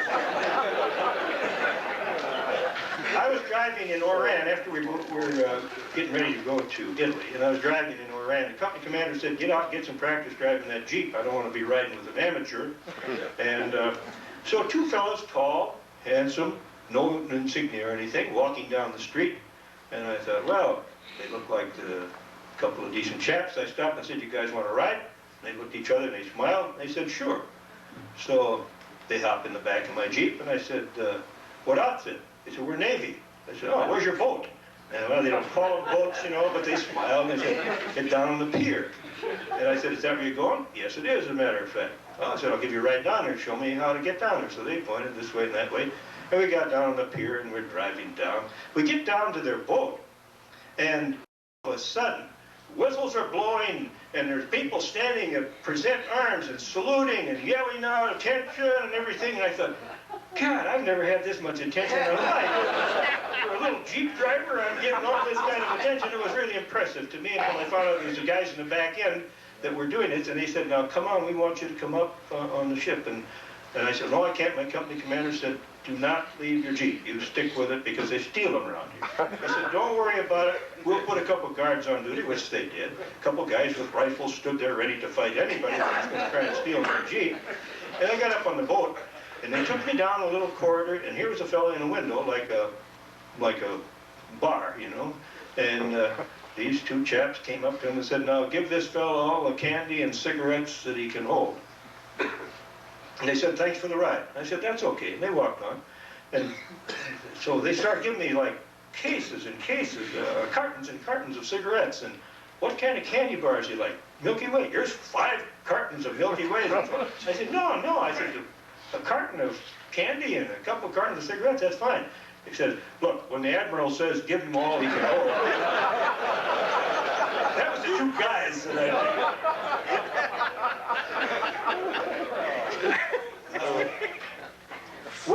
when I got out of the Army, when I was about to get out of the Army, you know, the first sergeant came to me. Now, Jack was the first sergeant, but this is no reflection on him, because at any rank, Jack was a gentleman, and I don't know. This first sergeant that I'm talking about was not a gentleman. He was a horse's ass. You know? So he came to me and he said, "You know, it's part of my duty to ask you to re-enlist." He said, "We're going to have an army of occupation over here, and we'd like to have you re-enlist." He said, "I know you don't like me," and he said, "I expect that you'll turn me down," but he said, I have to do it. It's part of my job." And I said, "Sergeant, I wouldn't stay in this man's army as long as you're a part of it. If you gave me a $10,000 bonus, I don't care what the rewards are. No, no, no."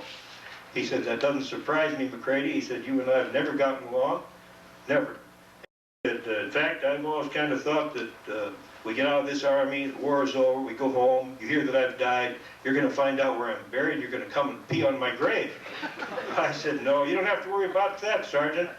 A long time ago, I made up my mind, once I get out of this man's army, I'll never stand in line for anything."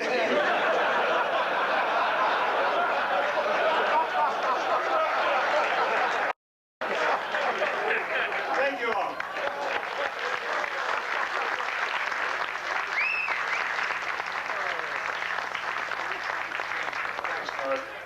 Jack Vessey, would you like to wind it up for us, sir? Norbert Shrewsbury, I'm not sure, but what I ought to say, the snow is snowing, it's time to fold it up and go.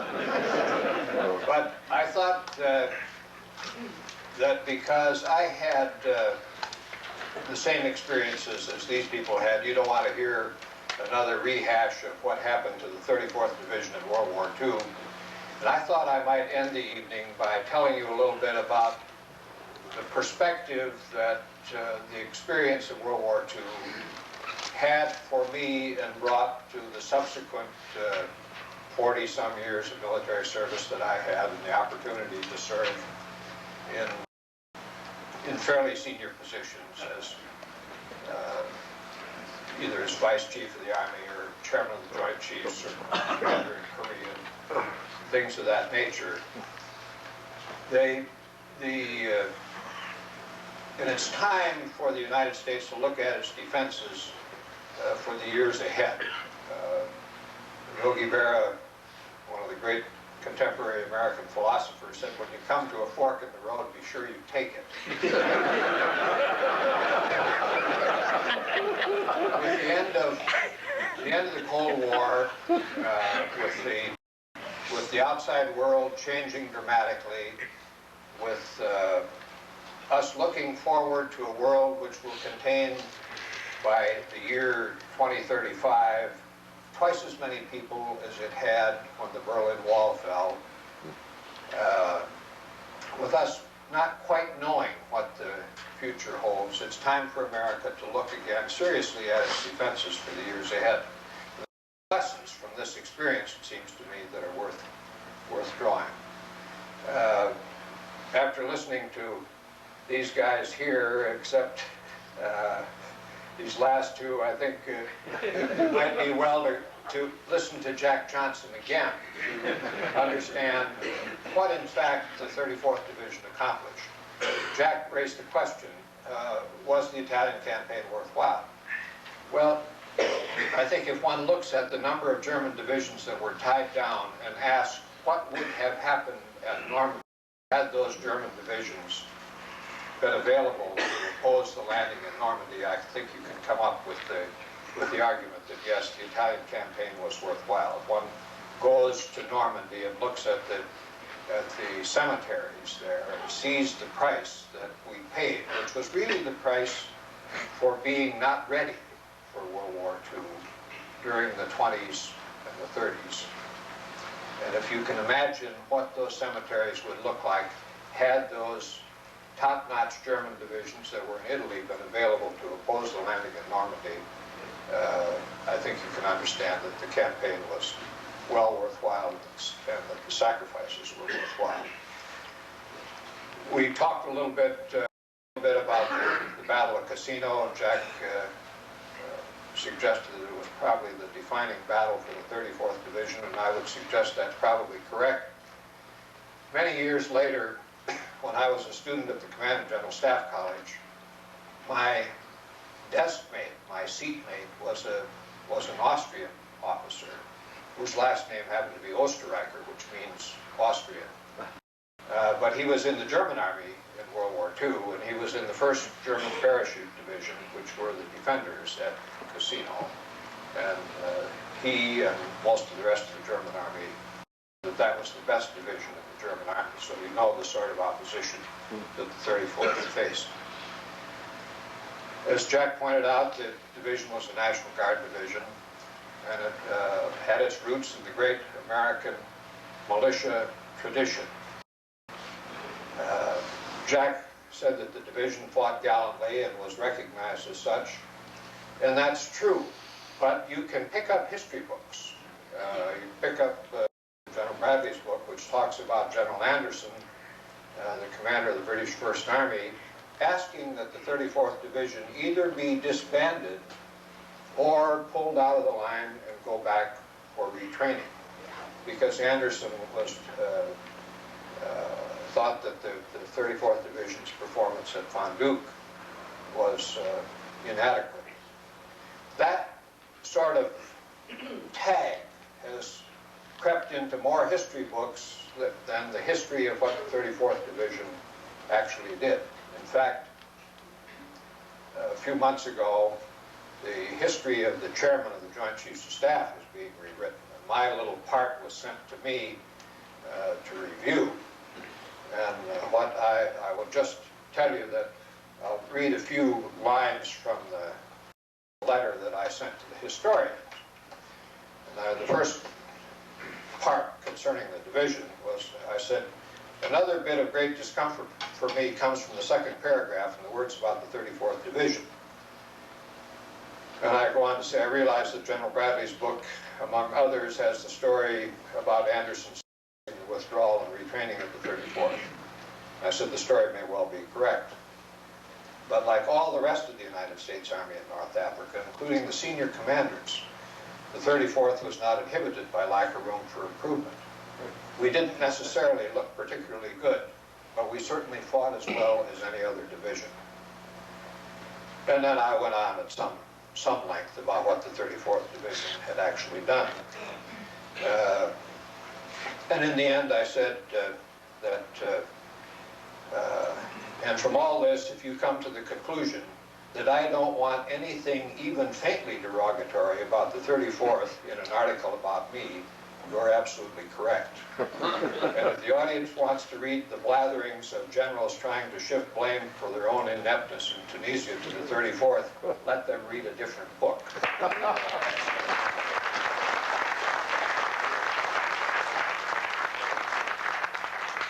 And I think that if one looks at what influence the 34th Division had on the Army through the intervening years, one can understand the actual contribution of the 34th Division.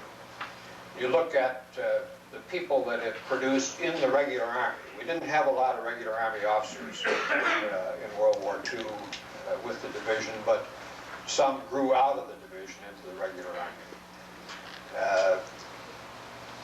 You had General Bolte, who was the second commander of the division during the war, who later was the Vice Chief of Staff of the Army, and probably one of the finest officers the Army ever had, who could have worn combat patches from many different divisions. He always wore the 34th Division patch.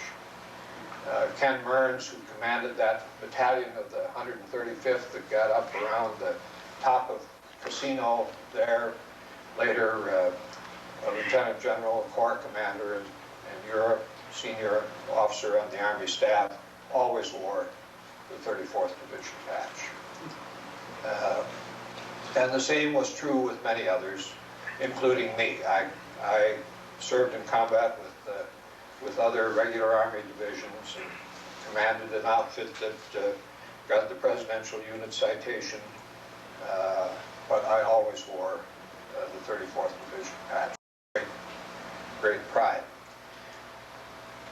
That came because of a certain uniqueness that the National Guard brought to the Army. General Anderson, the British general who suggested that the 34th ought to be retrained, said it was undisciplined. What I would say to you is that it may have been undisciplined in the sense that Anderson looked at his own British troops, and in the sense that he might have gotten from listening to Norb talk about the division, but that the 34th Division had that was particularly rich. It had no indiscipline. No indiscipline. When one looks at indiscipline, I mean soldiers, sailors, airmen, and Marines who do the wrong things, who get in trouble for and get court-martialed for going absent without leave or whatever it is. I don't remember a court-martial of a National Guard soldier that came from the Midwest who went into the 34th Division. There certainly were some, probably, but I know of none. It was a tremendous source of strength that the division brought to the Army. People-wise, we had people like Norman Hendrickson, Fritz Peterson, Don Grant, who were Gene Sertig, who were stalwarts, and many others that many of you could mention, who taught people who served later on how to be real leaders, how to be human and be leaders. My own personal experience and the experiences that we had, which were cited here, particularly by Jack, but also by the others, led me to understand, as I told the historian here, I said that I said, for the next 42 years, those who served with me suffered from my eccentricities about realistic combat training, about protecting soldiers, about modern equipment, about physical fitness, and air-ground coordination. Those things led to events that took place in the Army that you saw on the battlefield in Desert Storm. One of the things that I left Italy and North Africa with was the determination that we would find ways to train the Army of the future and take all the bang bang you're dead out of military training and make it as realistically close to battle as we possibly could. And from that grew such things as the National Training Center, which is completely instrumented with lasers that simulate each of the weapons on the battlefield, so that when the soldiers go and fight on that battlefield at the National Training Center, as the guardsman here will tell you, everything that's happened is instrumented. You can't say, I did it right, but it didn't turn out right, because whatever you said has been recorded. Every shot you took was instrumented. Whether you hit or missed is instrumented, so that the soldier is trained to understand what happens on the battlefield. And certainly not everything goes right on the battlefield. But as the soldiers in Desert Storm would say afterward, it was almost as hard as the National Training Center. And that's what grew out of the experience of the 34th Division in North Africa in World War II, as well as the determination to provide our soldiers with equipment that worked and that gave them a technological edge on the battlefield. In North Africa, as was mentioned, we didn't have a weapon that would penetrate the front places with a turret of a German tank. If you wanted to make a hole in it, you had to get behind it. If we heard airplanes, we didn't look up because we knew they belonged to the Germans and not to us. So those experiences permitted the rest that came on later in the war to be better trained. But more importantly, it permitted the Army and the Navy and the Air Force and the Marine Corps that followed during the 50 years of the Cold War to be immensely better trained than we ever were. Now the question is, what will we do in the future? Our defense budgets are now down to about the percentage of the gross domestic product that they were in 1939. The armories of towns that had National Guard troops for 75 years have been closed.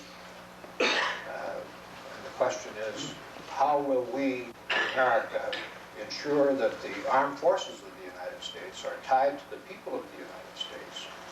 And how will we ensure that we have enough of a force that is well trained enough to meet whatever tomorrow comes over the horizon?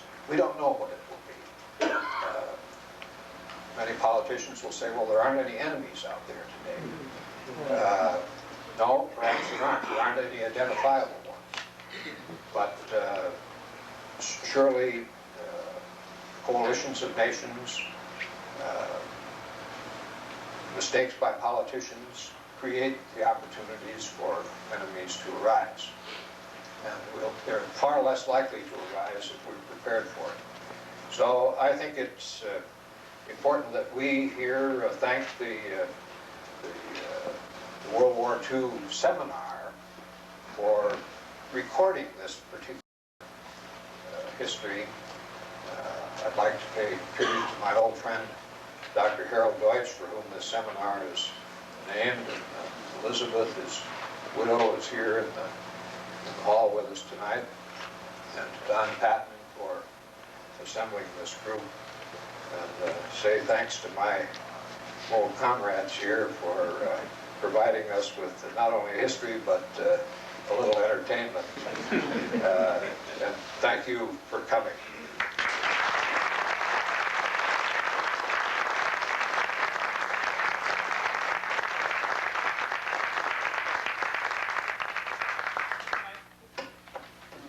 I know it's getting late. Are there any real quick questions? Let's take a couple and then we'll just kind of break up here. Anything? Yes. How did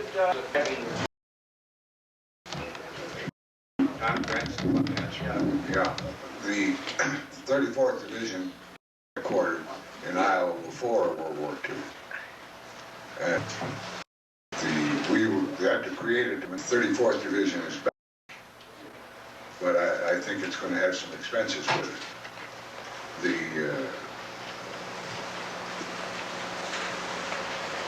Eventually, Iowa's going to want the headquarters back. And I think they're going to work at it. I hope they don't get it back, but if they do, we won't have a headquarters. We won't have a division. That's my concern. Will we have any?